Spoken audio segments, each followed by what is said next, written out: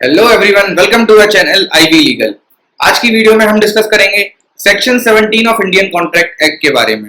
ये बात करता है fraud, it deals with fraud. तो यहाँ पर एसेंशियल्स जो थे इंडियन कॉन्ट्रैक्ट एक्ट के सेक्शन 10 के अंदर, जहां पर हमने डिस्कस किया था कि कंसेंट जो होता है वो फ्री होना चाहिए। दैट मींस कंसेंट फ्री कब होगा? जब वो अनड्यू इन्फ्लुएंस, फ्रॉड, मिसरिप्रेजेंटेशन, कोएर्शन से अफेक्ट नहीं होगा। मतलब सेक्शन 15, 16, 17, 18, 19 से अफेक्ट नहीं होगा। तो अब वो जब अफेक्ट नहीं होगा तो हमने उसी को डिटेल में सेक्शन 15 अलग से कवर किया है, 16 अलग से कवर किया, और आज हम डिस्कस कर रहे हैं सेक्शन 17 को, जहां पर हम डिस्कस करेंगे फ्रॉड का मीनिंग, कब साइलेंस जो होता है क्या वो फ्रॉड माना जाता है। तीसरी चीज जो हम डिस्कस करेंगे वो होगा वॉइडेबल कॉन्ट्रैक्ट्स, क्या की what is the effect of fraud. फिर हम इसको डिस्कस करेंगे राइट ऑफ रेसेशन के साथ। राइट ऑफ रेसेशन होता है सेक्शन 64 में, उसके साथ डिस्कस करेंगे।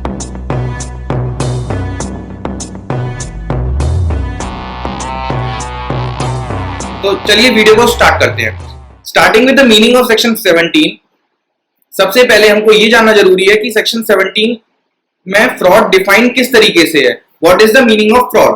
तो fraud means it includes any of the following acts done with और by the party to the contract और विथ हिज कनाइवेंस और बाय हिज एजेंट। मतलब कि एनी एक्ट, मतलब ये जो A B C D E, ये जो मैंने 5 एक्ट बताए हैं, इनमें से कोई सा भी एक्ट अगर पार्टी टू द कॉन्ट्रैक्ट के साथ हो रहा है, या वो खुद कर रहे हैं, या किसी के कनाइवेंस के साथ कर रहे हैं। कनाइवेंस मतलब कि जिस पार्टी के साथ वो कर रहे हैं उस पार्टी को इस चीज का नॉलेज है, तो वो कनाइवेंस माना जाता है। और बाय हिज एजेंट, अगर एनी इनमें से कोई सी भी चीज अगर ये पार्टी टू द कॉन्ट्रैक्ट के द्वारा हो रही है with an intent to deceive or to induce the party to enter into contract, it would amount to fraud। अब वो क्या है जो ये पार्टी करेंगी? ये या तो सजेशन एज टू फैक्ट कर रहे हैं, मतलब which is not true, मतलब कुछ ऐसा सजेस्ट कर रहे हैं इस चीज के बारे में, इस फैक्ट के बारे में जो एक्चुअल में सच नहीं है। मतलब आप सजेस्ट कर रहे हो सामने वाली पार्टी को कि ये एक एक्स कार है जो इतने का माइलेज देती है, और ये इसकी आज तक ये बिल्कुल कोई ये एक्सीडेंटल फ्री कार है, इसका कभी एक्सीडेंट नहीं हुआ है। तो you are suggesting a fact which is not true, you know it, then there is a second point, active concealment of fact। यहाँ पर आप जानते हुए भी किसी चीज को छुपा रहे हो। अगर आपसे पूछा जा रहा है कि क्या इस प्रॉपर्टी में क्या ये एग्रीकल्चरल प्रॉपर्टी है, और आपको पता है कि this is not an agricultural property, but still at the time of selling that property you say it as an agricultural property, तो वहां पर आप कंसील कर रहे हो कि ये एग्रीकल्चरल मतलब अगर आपसे पूछ रहे हैं कि क्या ये एग्रीकल्चरल प्रॉपर्टी है, तो आप बता ही नहीं रहे हो कि एग्रीकल्चरल है, तो आप एक्टिवली कंसील कर रहे हो। Third is a promise without an intention to perform. मतलब कि आप प्रॉमिस तो कर रहे हो कि जैसे सपोज अगर कोई दो पार्टीज के बीच में कॉन्ट्रैक्ट एंटर हो रहा है इस बात को लेके कि मैं ये घर खरीद लूंगा अगर आप इसका एक फ्लोर और बनवा दोगे, तो आप प्रॉमिस कर रहे हो और आपने कॉन्ट्रैक्ट में एंटर कर लिया, उसके बाद आपने वो फ्लोर कभी बनवाया नहीं, तो that means it's a case of fraud where you promised it without an intention of performing it। Another point is any other act fitted to deceive। कोई और एक्ट जो इस बात को लेकर है कि वो आप सामने वाली पार्टी को उस एक्ट से आप डिसीव करोगे, या फिर any act to which law declares as fraudulent। तो ये सारे एक्ट है, अगर ये सारे एक्ट पार्टी कर रही है पार्टी टू द कॉन्ट्रैक्ट के द्वारा, अगर ये सारे एक्ट में से कोई भी एक एक्ट होता है with an intention to deceive or to induce to any party to enter into the contract, then it becomes fraud। अब यहाँ पर ये एक इंपॉर्टेंट लाइन लिखी है मैंने, intentional misrepresentation is the essence of fraud। that means कि it is necessary for fraud that there has to be misrepresentation and there has to be malified intention। मतलब कि fraud is equals to malified intention plus misrepresentation। मतलब कि misrepresentation होना जरूरी है और उस मिसरिप्रेजेंटेशन को एक मैलिफाइड इंटेंट के द्वारा किया गया है, तो वो फ्रॉड बनेगा। तो फ्रॉड का एसेंस ही ये है कि there has to be a presence of malafide intention and misrepresentation, ये दोनों है तो फ्रॉड हो जाएगा। और फ्रॉड कौन कौन सी चीजें अगर पार्टी करेगी तो फ्रॉड माना जाएगा, ये A B C D E आपको याद रखना है। अब आ जाते हैं अगले टॉपिक पर जो है एक्सप्लेनेशन टू सेक्शन 17, जिसमें डिस्कस किया गया है साइलेंस अमाउंटिंग टू फ्रॉड और नॉट। कि अगर कोई पर्सन जो जानता है कि हाँ ये गलत है और वो शांत है इस चीज को लेके, वो ना तो बता रहा है और ना ही वो और ना उस चीज, ना तो वो सही बता रहा है ना वो गलत बता रहा है, बस वो शांत है, तो क्या वो फ्रॉड के लिए वो फ्रॉड होगा कंस्टिट्यूट? वो फ्रॉड कब होगा और कब नहीं होगा ये हमको डील करना है। तो अब जनरल रूल क्या बोलता है कि जनरल रूल बताता है कि mere silence is no fraud. That means कि अगर जनरल रूल ये है कि अगर आप सिर्फ शांत हो, आप ना तो ये बता रहे हो कि ये गलत है, ना आप ये बता रहे हो कि ये सही है, तो आप फ्रॉड के लिए लायबल नहीं हो। This is the general rule. अब यूजुअली क्या होता है कि mere silence is no fraud even if it results to concealment of facts likely to affect the willingness of person entering into contract। मतलब अगर आपके शांत रहने से किसी और पार्टी को अफेक्ट हो रहा है, उसकी कंसेंट को, उसकी विलिंगनेस को अफेक्ट हो रहा है तो भी, और उसको डैमेज पहुंच रहा है तो भी, it will not amount to fraud just because of the rule that caveat emptor. Caveat emptor का रूल क्या है कि buyers be aware is followed. मतलब कि जनरली क्या फॉलो होता है कि जो पर्सन कॉन्ट्रैक्ट में इन्वॉल्व हो रहा है वो अपना ड्यू डिलिजेंस एक्सरसाइज करे, वो अवेयर रहे हर चीज को लेके, कॉन्ट्रैक्ट के सारे एस्पेक्ट्स को लेके, और इसीलिए सामने वाली पार्टी के पास कोई बर्डन नहीं है। और इसीलिए इसी के सपोर्ट में, जनरल रूल के सपोर्ट में एक केस है Shri Krishna versus Kurukshetra university.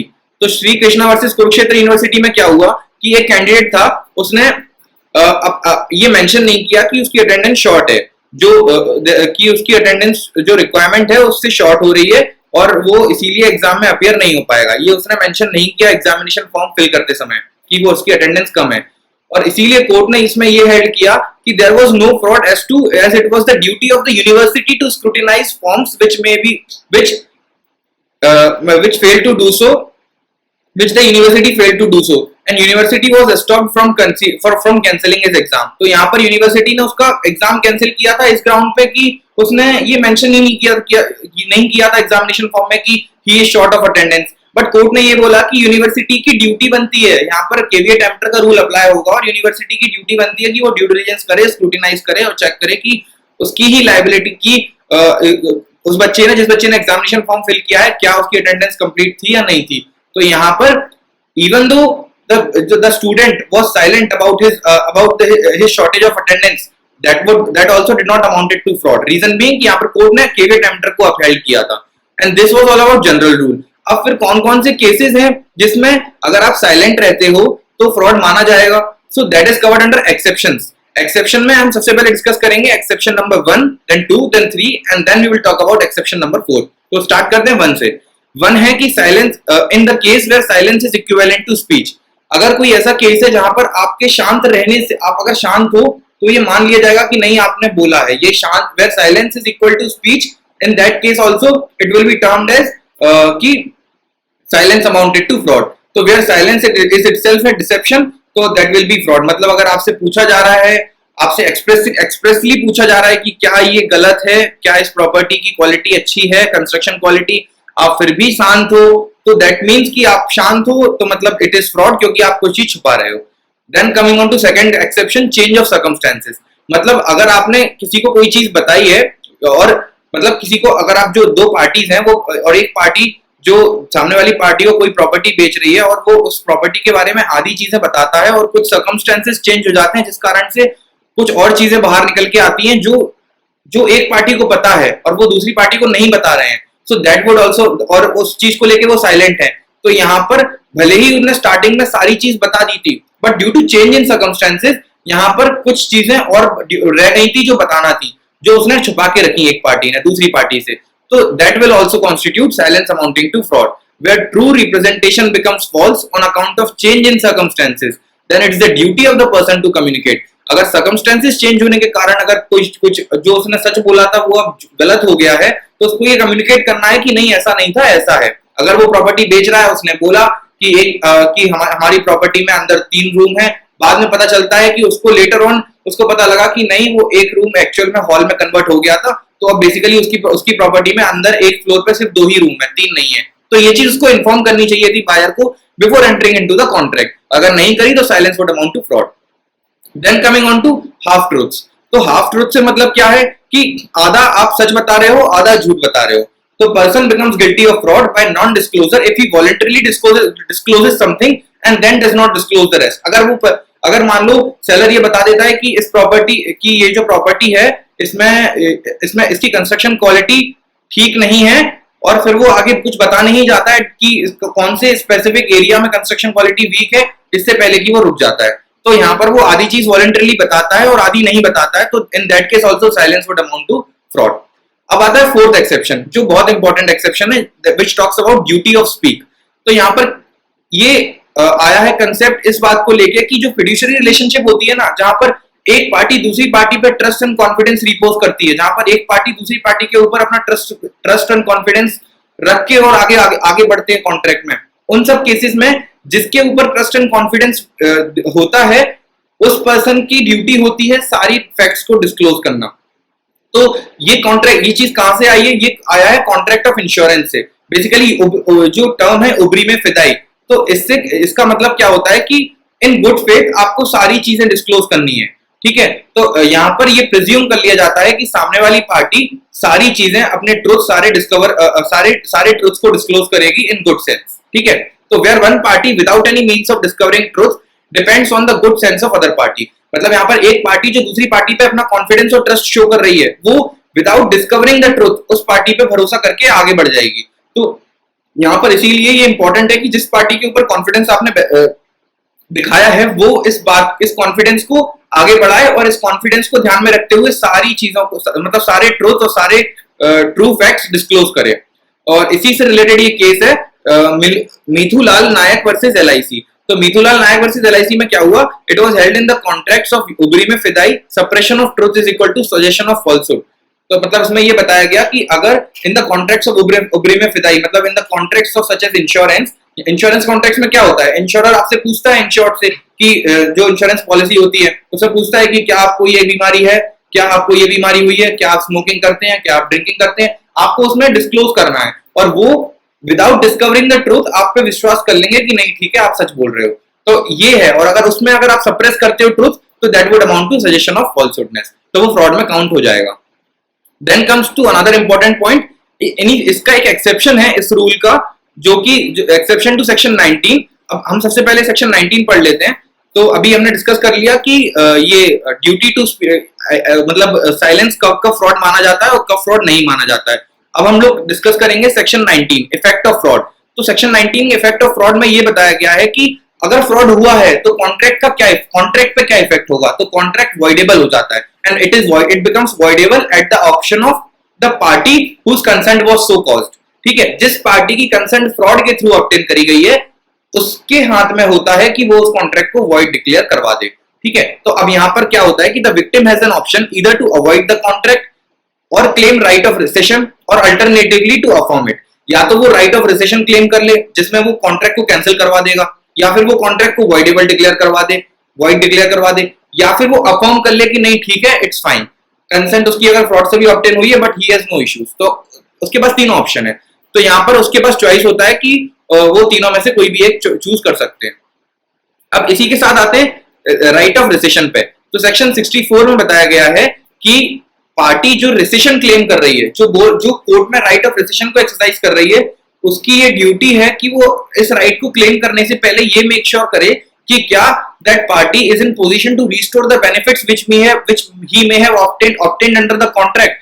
Suppose कि आपने एक कॉन्ट्रैक्ट में एंटर किया था जिसमें आपको उससे सर्विसेज लेना थी दूसरी पार्टी से, मान लो उससे कुछ एग्रीकल्चरल सर्विसेज लेना थी, आपने वो सर्विसेज उससे ले ली हैं। अब आपने सर्विसेज ले ली हैं और अब आपको पता चला कि उसने कुछ फ्रॉड किया था उसमें, और आप कोर्ट में क्लेम कर रहे हो राइट ऑफ रिसेशन। तो क्या आप उसको वो सर्विसेज वापस दे पाओगे? वो उसकी सर्विसेज आप रिस्टोर कर दोगे जो एग्रीकल्चरल सर्विसेज आपने ली? अगर आप रिस्टोर कर दोगे to the extent you have received तो राइट ऑफ रिसेशन अवेलेबल हो जाएगा। अगर आप नहीं कर सकते तो उस केस में वो नहीं होगा available. So the general rule is that a condition of recession, in a condition of recession there must be restitution in integrum। मतलब कि जैसा आपको सर्विसेज मिली, जैसा आपके फेवर में कॉन्ट्रैक्ट परफॉर्म हुआ, उसको आप एज इट इज रिस्टोर कर दो, वो position as it is restore कर दो। आपने सपोज अगर कोई प्रॉपर्टी खरीदी और आपको पता लगा कि ये प्रॉपर्टी में कुछ डिसेप्शन है या कुछ फ्रॉडुलेंट इंटेंट के साथ उसने बेचा है, तो अब आप उसको प्रॉपर्टी एज इट इज उसको वापस कर दो। अगर आप कर पा रहे हो वापस तो आप ये रिसेशन क्लेम कर सकते हो इन द केस ऑफ फ्रॉड। तो आप रेस्टिट्यूशन इन इंटीग्रम अगर आप कर सकते हो, आप अगर एज इट इज रिस्टोर कर सकते हो property, then it is allowed. But अगर आप किसी केस में नहीं कर पाते हो तो कोर्ट उस केस में एक जस्ट अलाउंस ऑर्डर कर सकता है कि अगर आप रिस्टोर नहीं कर पा रहे हो तो वो जो आपने जितना उसका पार्ट डिस्ट्रॉय कर दिया है, जितना आपने उस कॉन्ट्रैक्ट का पार्ट यूज कर लिया या सर्विस ले ली, जो आप रिटर्न नहीं कर सकते, रिस्टोर नहीं कर सकते, तो उसका आप जस्ट अलाउंस पे कर दो अपोजिट पार्टी को, बेसिकली डिफेंडेंट को। तो अब ये हो गया। अब इसके बाद आता है कि रिसेशन ऑफ वॉइडेबल कॉन्ट्रैक्ट्स में बी कम्युनिकेटेड और revoked in the same manner as communication and revocation of proposal is done। तो अगर जो voidable contract है उसका अगर आप रेसेशन क्लेम कर रहे हो तो सामने वाली पार्टी को बताना तो पड़ेगा ना कि आप रेसेशन क्लेम कर रहे हो, तो उसका कम्युनिकेशन और उसका रिवोकेशन दोनों ही उसी सेम मैनर में होंगे जैसे हमने प्रपोजल का कम्युनिकेशन रिवोकेशन पढ़ा था। अब आ जाते हैं limits to right of rescission. Right of rescission से क्या मतलब था, अभी हमने क्या समझा था कि अगर कॉन्ट्रैक्ट में एंटर हुए हैं फ्रॉड, अगर पता चला कि कंसेंट फ्रॉड के थ्रू ऑब्टेन हुई है तो हम कॉन्ट्रैक्ट में रेसेशन क्लेम कर सकते हैं, जिसमें कॉन्ट्रैक्ट में कोर्ट कॉन्ट्रैक्ट को कैंसिल कर देगा और जो बेनिफिट्स आपने लिए हैं वो आप वापस से रिस्टोर कर दोगे। अब ये आप कब क्लेम नहीं कर सकते, तो वो सिनेरियो बताए गए हैं राइट्स ऑफ रेसेशन की लिमिट्स की इन केसेस में अब आप राइट ऑफ रेसेशन को नहीं ले सकते। पहला है अफर्मेशन। अगर आपने पहले ये एक्सप्रेसली या इम्प्लाइडली अगर आपने अफर्म कर दिया कि नहीं द कॉन्ट्रैक्ट इज, अगर आपने कॉन्ट्रैक्ट को अफर्म कर दिया कि contract is perfectly fine and consent was not at all obtained by fraud, और फिर आप और उस समय आप रेसेशन को क्लेम नहीं करते हो, तो उसके बाद आप लेटर ऑन नहीं कर सकते। दैट मींस कि you have lost the right of recession. क्योंकि आपको अगर ध्यान हो तो मैंने यहाँ पर क्लियरली बताया था कि फ्रॉड का इफेक्ट ही ये है कि either he can go for claiming the contract to be voidable or he can claim or the person can claim the right to rescission or alternatively to affirm it। he can exercise his option only once। अगर उसने एक बार affirm कर लिया तो वो right to rescission lost कर देगा, right to rescission lose हो जाएगी। अब यहाँ पर right to rescission lost हो जाएगी अगर उसने affirm कर दिया तो। affirmation express भी हो सकता है, impliedly भी हो सकता है। तो पहला limitation तो ये हो गया right to rescission claim करने का। दूसरा है inability to restore the goods। अब इसका मैं आपको सीधे से एग्जाम्पल पे आ जाता हूँ क्योंकि इसकी थ्योरी आप समझ चुके हो कि अगर जो पार्टी क्लेम कर रही है राइट टू रिसेशन, अगर वो गुड्स रिस्टोर नहीं कर पा रही है जो उसने कॉन्ट्रैक्ट में लिए थे, तो अब वो राइट टू रिसेशन क्लेम नहीं कर सकते। तो यहाँ पर क्या है कि इस केस में वॉलेस वर्सेस प्रेट में क्या हुआ कि सेलर जो सेलर था उसने सप्लाई किया था एक inferior and different variety of seed to the buyer. जो बीज होता है जिसको हम एग्रीकल्चरल लैंड पर सो करते हैं उसके बाद उससे क्रॉप निकलता है, तो वो बीज जो सीड था वो सेलर ने एक इंफीरियर क्वालिटी का सीड बेसिकली बेच दिया था बायर को, और बायर को इस सीड की क्वालिटी क्रॉप रेडी होने के बाद पता लगी। जब सीड से क्रॉप बन गया तब बायर को पता लगा कि सीड की क्वालिटी अच्छी नहीं थी, तो उसने फिर रेसेशन क्लेम किया, राइट टू रेसेशन। तो यहाँ पर कोर्ट ने ये बोला कि contract can't be avoided because the seeds can't be return back by the buyer and the buyer could seek compensation only. तो इस केस में कोर्ट ने ये हेल्ड किया कि यहाँ पर अब बायर को अब कॉन्ट्रैक्ट को हम हटा नहीं सकते, कॉन्ट्रैक्ट को अवॉइड नहीं कर सकते ऑन द ग्राउंड, बिकॉज अगर आप कॉन्ट्रैक्ट अवॉइड करने जाओगे तो आपको रेसेशन करवाना पड़ेगा और उसमें आपको जो भी आपने सीड्स लिए थे वो वापस करना पड़ेंगे। अब सीड्स तो सो हो गए और सीड्स सो होने के बाद क्रॉप भी बन गया है, तो अब वो रिटर्न तो हो नहीं सकता, तो मतलब रिस्टोर आप कर नहीं सकते। अगर रिस्टोरेशन पॉसिबल नहीं है तो कोर्ट ने ये बोला कि now buyer can do is only buyer can claim the compensation for the fraudulent act done by the supplier, done by the seller and nothing more than that. तो ये हो गया वॉलेस वर्सेस प्रेट, जहां पर बताया गया कि अगर गुड्स को आप रिस्टोर नहीं कर पा रहे तो आप राइट टू रिसेशन को लूज कर देते हो इन अवॉइडिंग कॉन्ट्रैक्ट। थर्ड है लैप्स ऑफ टाइम। अच्छा, ये भी इंपॉर्टेंट है। अगर आपने कॉन्ट्रैक्ट सर्विस, अगर सर्विस कॉन्ट्रैक्ट का था और या फिर कोई गुड्स का था, आपने गुड्स खरीद लिए और आपने आज से 5 साल बाद 6 साल बाद आप उसको मतलब राइट टू रिसेशन क्लेम कर रहे हो, कॉन्ट्रैक्ट को अवॉइड करने जा रहे हो और वहां पर आप रिसेशन क्लेम कर रहे हो, तो that is not a reasonable time period. तो यहाँ पर बेसिकली ये बहुत डिस्प्यूटेड एरिया है, ये ग्रे एरिया है जहां पर एडवोकेट्स यूज करते हैं, इसका बेनिफिट उठाते हैं। तो यहाँ पर usually what is reasonable time is again as per the principles of justice, fair and equity, तो वो ऐसे चलेगा। तो यहाँ पर बस इतना बोला गया है कि अगर आपने recession with in reasonable time claim नहीं किया तो वो भी लैप्स हो जाता है। Fourth is more important, that is acquisition of right by third party. अब क्या है यहाँ पर, देखो सिंपल सा कंसेप्ट है कि अगर एक बायर है और एक सेलर है, अगर सेलर ने कोई चीज बेच दी है तो वो बायर ने खरीद ली है। अब बायर ने खरीदने के बाद जब बायर ने खरीद ली, जब बायर ने परचेज कर लिया, तो उसके बाद बायर के पास पोजीशन आ गया। द मोमेंट बायर के पास ओनरशिप और पोजीशन आ गया, बायर ने किसी थर्ड पार्टी को बेच दिया। अब बायर ने अगर किसी थर्ड पार्टी को बेच दिया तो क्वेश्चन यहाँ पर ये है कि अब क्योंकि वो जो राइट था वो किसी और के पास ट्रांसफर हो चुका है, तो किसी थर्ड पार्टी के पास ट्रांसफर हो गया है, तो अब यहाँ पर बायर रेसेशन क्लेम नहीं कर सकता क्योंकि उसके पास खुद के पास टाइटल नहीं बचा, उसने अपना एक्विजिशन किसी और को दे दिया, उसने ट्रांसफर कर दिया टू थर्ड पार्टी। तो यहाँ पर the right to rescission is lost if before rescission some third party in good faith has acquired a right in the subject matter of contract। Suppose seller ने buyer को X property बेची, buyer के पास X property आ गई, buyer ने किसी third party को वो X property बेच दी आगे और आगे बेच दी, तो अब यहाँ पर acquisition rights किसके पास पहुंच गए? अभी eventually थर्ड पार्टी के पास। अब थर्ड पार्टी के पास राइट है, मतलब कि बायर और सेलर के पास टाइटल नहीं है, तो और यहाँ पर जो थर्ड पार्टी के पास टाइटल पहुंचा है वो गुड फेथ में गया है। तो इसका मतलब ये है कि अब जब टाइटल थर्ड पार्टी के पास ऑन हो चुका है तो बायर रिसेशन क्लेम नहीं कर सकता, क्योंकि उसके पास एक्विजिशन राइट ही नहीं है प्रॉपर्टी का, वो तो थर्ड पार्टी के पास ट्रांसफर हो गया है। तो इसीलिए क्योंकि प्रॉपर्टी ट्रांसफर हो गई है तो राइट ऑफ रिसेशन भी लॉस्ट हो गया है। किसके पास से? बायर के पास से। तो method to resign contract is by giving notice to other party of intention to resign. और ऑल्सो जो रिसेशन जब क्लेम करते हैं तो हम जिस पार्टी से रिसेशन क्लेम कर रहे हैं, जिस पार्टी के अगेंस्ट हम कॉन्ट्रैक्ट अवॉइड करने के लिए कोर्ट में अप्लाई करते हैं, उसको हम नोटिस देंगे of intention to resign the contract, जिससे कि सामने वाली पार्टी अवेयर हो जाए कि हम उसको वापस से सारे गुड्स रिस्टोर करने जा रहे हैं, उसकी पोजीशन को वापस से पूरा रिस्टोर करेंगे। तो ये हो गया नोटिस का। अब यहाँ पर केस था Car versus Universal Finance Company Limited versus Caldwell. इस केस में क्या हुआ कि प्लेंटिफ ने अपनी कार बेच दी बायर को। अभी जो मैंने एग्जांपल समझाया था उसी से रिलेटेड ये केस लॉ है, इसको ध्यान से समझना, आपको पूरा क्लियर हो जाएगा। प्लेंटिफ ने कार दी बायर को फॉर अ चेक, तो बायर ने चेक दिया प्लेंटिफ को और प्लेंटिफ ने कार दे दी, ठीक है। प्लेंटिफ को कंसिडरेशन में क्या मिल गया? चेक। अब बाद में पता चला प्लेंटिफ को कि ये चेक तो डिसऑनर हो गया, चेक तो वर्थलेस है। तो फिर प्लेंटिफ ने बायर को ढूंढने की कोशिश करी, क्योंकि अभी अपन ने पढ़ा था कि अगर आपको कॉन्ट्रैक्ट रिसाइन करना है तो आपको नोटिस देना पड़ेगा पार्टी को। तो यहाँ पर प्लेंटिफ ने बायर को ढूंढा कि बायर अगर मिल जाएगा तो बायर को नोटिस दे देंगे कि हम कॉन्ट्रैक्ट को रिसाइन कर रहे हैं, बट वो नहीं मिला। तो फिर प्लेंटिफ ने पुलिस को इन्फॉर्म कर दिया कि आप मेरी कार ढूंढो और ये ऐसी डिस्क्रिप्शन की कार है और मैंने बायर को नोटिस देने की, बायर को ढूंढा बट बायर मिल नहीं रहा है तो मैं उसको नोटिस दे नहीं पा रहा हूँ। लेटर ऑन बायर ने कार सोल्ड कर दी डिफेंडेंट को। डिफेंडेंट यहाँ पर कौन है? थर्ड पार्टी है।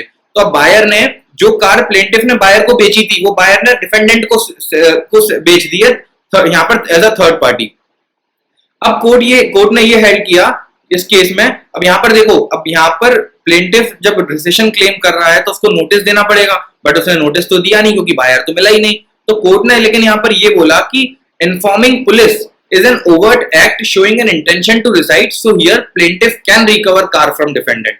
अब मतलब कोर्ट ने क्या बोला कि भले ही यहाँ पर बायर नहीं मिल रहा था और बायर को नोटिस भी नहीं दिया है, बट इंटेंशन तो सफाइस हो गया ना। और इंटेंशन कैसे सफाइस हुआ? इंटेंशन टू रिसाइंड इस बात को लेकर सफाइस हो गया कि प्लेंटिफ ने पहले तो बायर को ढूंढा, बायर नहीं मिला तो फिर उसने पुलिस में इन्फॉर्म किया कि मुझे बायर मिल नहीं रहा है, आप उसको ट्रेस करो, कार ट्रेस करो। तो दैट शोज कि there was an overt act showing an intention to resign the contract and therefore plaintiff can recover it from defendant. But अगर ऐसा नहीं होता उसका ओवर्ट एक्ट, तो प्लेंटिफ अगर वो ये एक्ट नहीं करता पुलिस को इन्फॉर्म करने का, तो plaintiff could not have recovered from defendant. Reason भी, पहली चीज टाइटल शिफ्ट हो गया थर्ड पार्टी के पास, दूसरी चीज कि उसने नोटिस नहीं भेजा उस पार्टी को जिस पार्टी के पास एक्विजिशन राइट्स थे। ठीक है, तो this was all about fraud. अब अगर आपको कोई भी डाउट है तो आप कमेंट सेक्शन में मेंशन करके पूछ सकते हैं। अगर आप अभी तक हमारी वीडियो को सुना है आपने यहाँ तक, then do like and subscribe our channel. Goodbye, thank you.